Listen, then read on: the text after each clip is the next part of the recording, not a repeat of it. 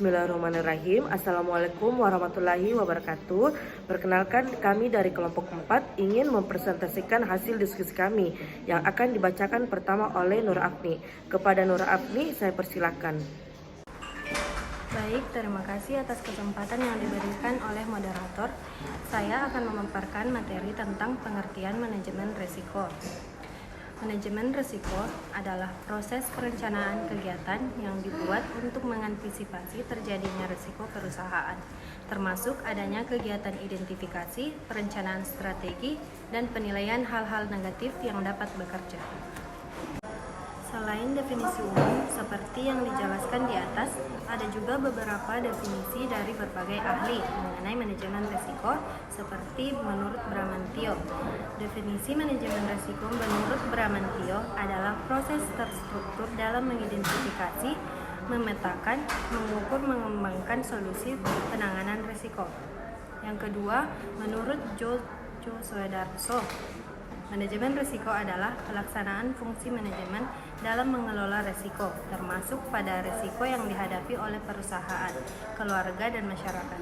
Di dalamnya termasuk pada aktivitas perencanaan, menyusun, mengorganisir kegiatan penanggulangan risiko. Baiklah, slide selanjutnya akan dibacakan oleh Aisyah Aminah Hakim. Kepada Aisyah, saya persilakan. Dalam perkembangannya, penerapan manajemen risiko di lapangan bisnis bisa saja berbeda-beda antara satu perusahaan dengan perusahaan lainnya. Berdasarkan jenisnya, manajemen risiko bisa dibagi menjadi 4 sebagai berikut. Yang pertama yaitu manajemen risiko operasional. Manajemen risiko operasional muncul sebagai tindakan preventif terjadinya kesalahan proses kerja. Manajemen risiko operasional biasanya dilengkapi dengan sanksi untuk mencegah 4 faktor penyebab risiko dalam proses kerja. Yang kedua yaitu manajemen risiko hazard. Adalah manajemen risiko yang muncul karena adanya risiko yang berpotensi bisa mengakibatkan kerugian bisnis maupun kerusakan. Yang ketiga yaitu manajemen risiko finansial. Adalah pengawasan risiko yang bertujuan untuk melindungi hak milik, keuntungan, dan ekuitas perusahaan. Dan yang keempat, manajemen risiko strategis. Manajemen risiko strategis bertujuan untuk mencegah timbulnya risiko-risiko yang dapat mengurangi kemampuan pemilik bisnis atau manajemen untuk menjalankan strategi yang telah direncanakan. Baiklah, saya akan melanjutkan memaparkan materi tentang bentuk penanganan manajemen risiko. Yang pertama, identifikasi risiko. Tahap ini dilakukan untuk mengidentifikasi kemungkinan risiko yang akan terjadi atau dialami oleh perusahaan, organisasi, atau lembaga. Identifikasi kemungkinan risiko ini bisa meliputi berbagai aspek, mulai dari aspek sosial, hukum, ekonomi, produk dan jasa, pasar, hingga teknologi. Yang kedua, asesmen risiko. Dalam tahap ini, perusahaan atau organisasi akan memberikan penilaian terhadap kemungkinan kerugian yang akan didapatkan.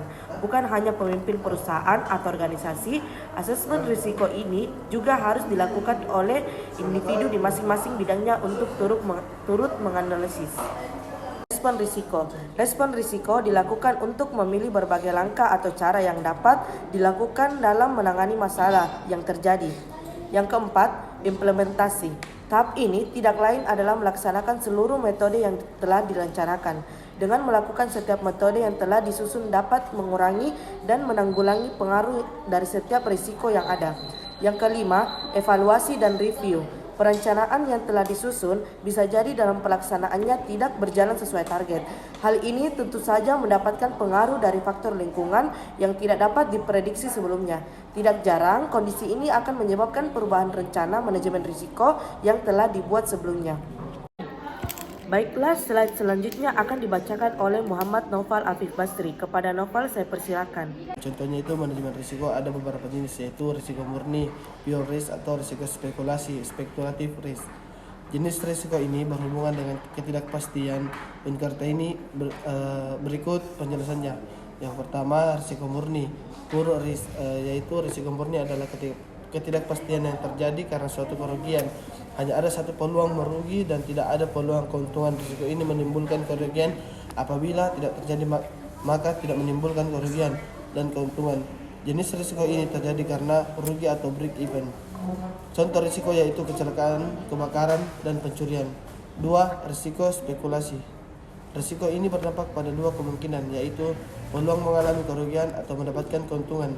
Contoh risiko spekulasi yaitu investasi, saham, mengikuti undian, dan lainnya. Baik, terima kasih. Saya sarankan ke moderator. Baiklah, itulah tadi materi yang kami paparkan. Lebih dan kurangnya mohon dimaafkan. Wabillahi taufiq wal hidayah. Wassalamualaikum warahmatullahi wabarakatuh.